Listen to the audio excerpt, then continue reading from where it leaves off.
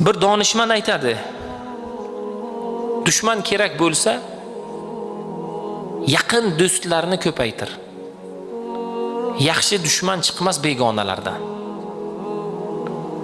Bugun kimdan pand yeyapmiz? Yaqinlarimizdan pand yeyapmiz. Chunki ularning oldi berdisida, muhabbatida, ular bilan har narsada haddan oshganligimiz uchun.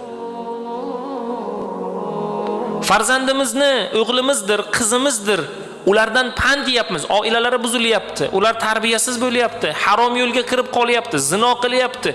Aytganimizga quloq solmayapti, kelajakda kerakli odam bo'lmayapti. Nega? Ularning muhabbatida haddan oshganmizki, qattiqqo'llik qilmaganmizki, nazorat qilmaganmizki, aytganini aytgan, deganini degan muhayyo qilganmizki, bugungi kunda haddan oshganimiz uchun nima bo'lyapti? Ulardan pand yeb qolyapmiz bugun.